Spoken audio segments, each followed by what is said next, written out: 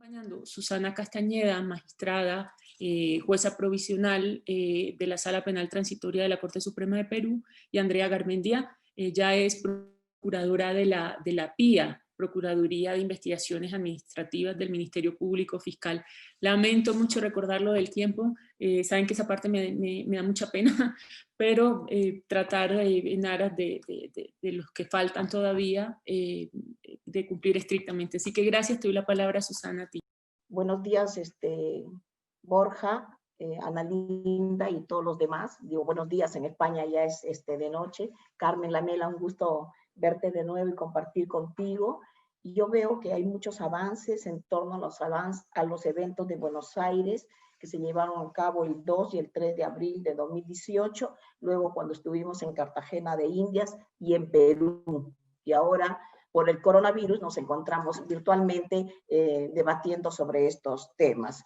Miren, las intervenciones anteriores han sido muy específicas, muy puntuales.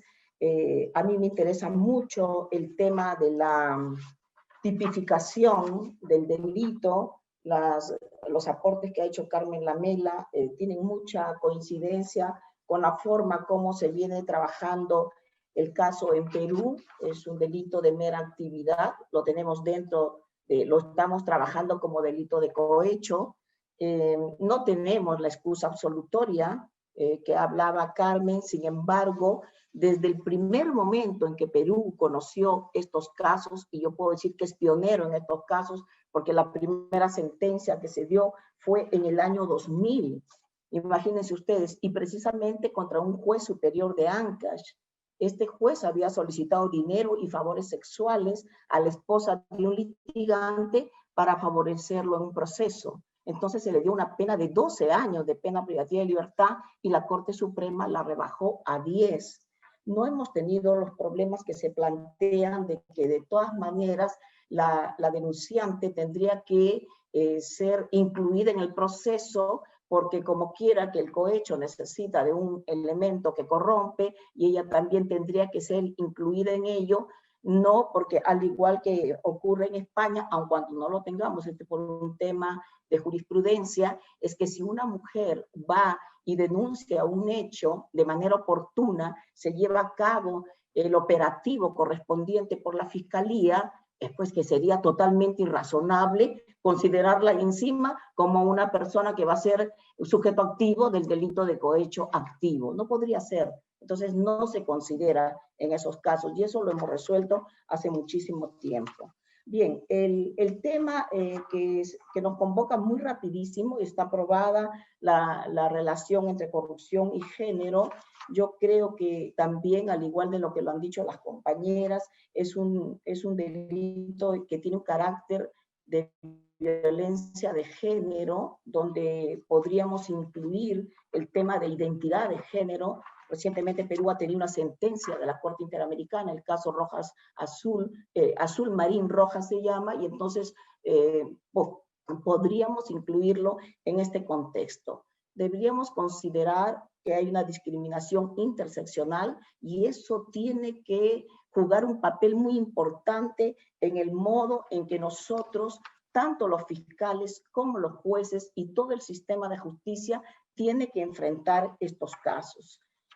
Si consideramos que este es un delito pluriofensivo, y lo digo porque en Perú todavía no se lleva a cabo la tipificación correspondiente, la reforma que han dicho, pero para nosotros no es problema, lo trabajamos como cohecho desde siempre. El único problema que lo mencioné en Cartagena de Indias fue de que cómo es posible que la víctima directa, que es la mujer, no pueda tener acceso directo al proceso y que tenga incluso el pago de una reparación civil. Ese sí sería un problema que me parece que tenemos que resolver. Bien, entonces les decía que esta discriminación interseccional va a permitir que al abordar los casos y teniendo en consideración que lo tenemos como un tema de corrupción, como un tema de violencia de género y como un tema que ataca la libertad sexual, entonces podríamos perfectamente traer la jurisprudencia tanto de lo que establecen los órganos de protección del sistema universal como del sistema interamericano hacia nuestras investigaciones. Y en ese sentido, cuando una mujer llegue a denunciar un caso de abuso de autoridad por parte de la administración pública en este tipo de delitos, entonces la obligación que surge por parte de nosotros es tener en consideración la debida diligencia. Y la debida diligencia por parte de fiscales y luego también por parte de nosotros los jueces. Hay que entender que estamos ante un sistema acusatorio. Si el fiscal no nos presenta una denuncia adecuada con suficientes evidencias, efectivamente nosotros iríamos al fracaso, porque no tendríamos cómo resolver el tema. Entonces, como obligaciones concretas que ya ha establecido la Comisión Interamericana, como la Corte Interamericana, en casos en que han hecho mención las personas que han hablado antes que yo, por ejemplo, sería adelantar la investigación de manera oportuna, que debe ser completa e imparcial. También tendríamos que hacer una investigación por parte del Ministerio Público dentro de plazos razonables. La ventaja que se tiene y que debería promoverse en este procesamiento de casos es tratar de incentivar y promover la denuncia por parte de las mujeres y efectuar, como se hace en el caso de la Fiscalía Anticorrupción de Perú, los famosos operativos revelación, en los cuales se permite que la persona que va y denuncia, en este caso siempre ha sido las mujeres, puedan tener implementos ocultos en el cuerpo para poder grabar las conversaciones que tiene con la persona que le pide los favores sexuales.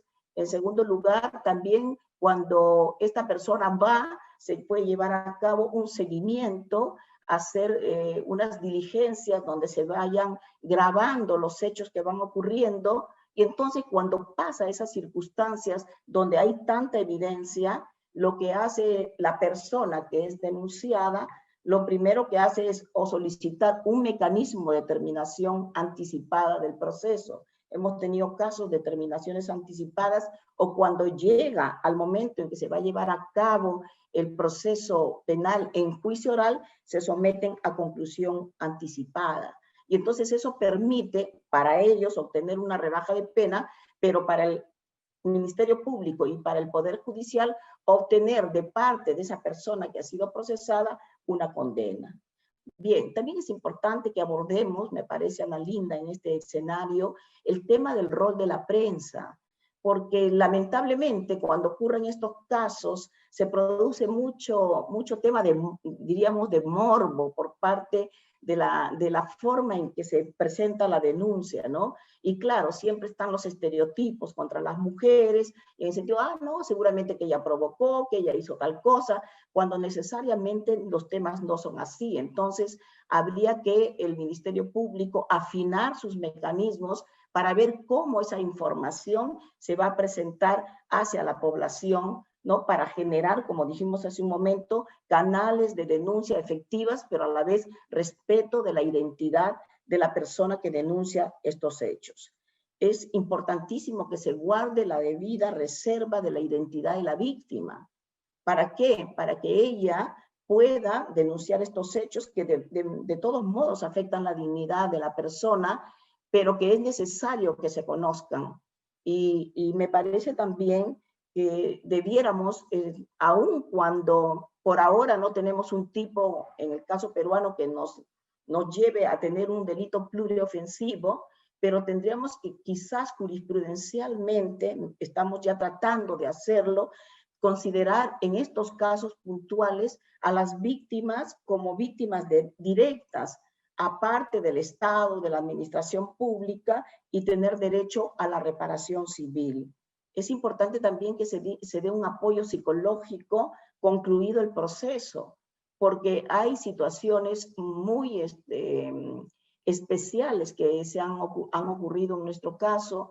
Por ejemplo, siempre recuerdo aquel tema donde se hizo un operativo y la fiscalía le dijo que fuera al hotel a la persona que se iba a encontrar con un magistrado que le había solicitado encontrarse con ella, y resulta que cuando ella va e ingresa al cuarto del hotel, y tenían que haber ingresado para poder filmar lo que había ocurrido, la persona que atiende en el hotel simplemente no quería dejar a los miembros del órgano de control. Entonces, claro, imagínense la exposición a peligro que se le dio a la persona que quería establecer que esta persona le estaba pidiendo dinero, perdón, le estaba pidiendo un favor sexual a cambio de poder liberar al esposo.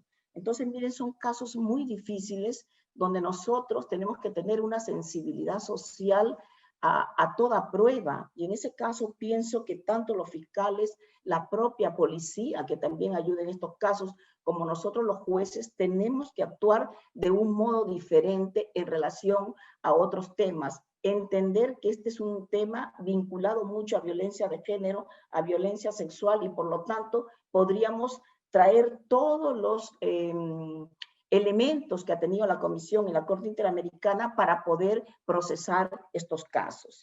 Ahora, también es importante que haya conexión, una relación directa entre el Ministerio Público con los órganos de control disciplinarios. ¿Por qué? Porque muchas veces las personas no van a la fiscalía, sino que van a denunciar estos hechos ante el órgano de control de cada disciplinario de cada institución. Y puede ser que el tema lo manejen como una situación de un ilícito disciplinario, cuando en efecto esto tiene un contenido penal. Y entonces es necesario establecer esas relaciones de coordinación para que se pueda pasar inmediatamente los actuados hacia el órgano del Ministerio Público para que lleve a cabo toda la investigación. Bien, yo he visto que solamente nos han dado 7 minutos y medio.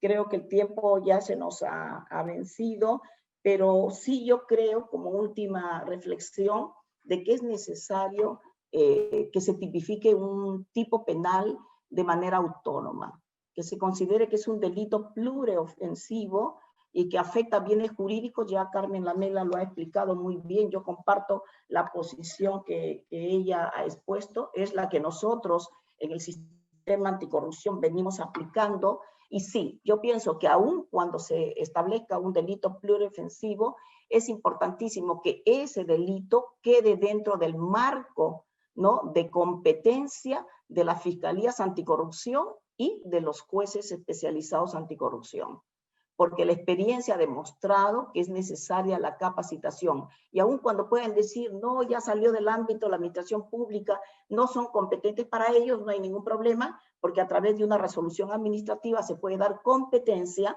para que conozcan este tipo de casos. Bien, eso es todo, Ana Linda, y eso es todo a todos ustedes. Muchas gracias.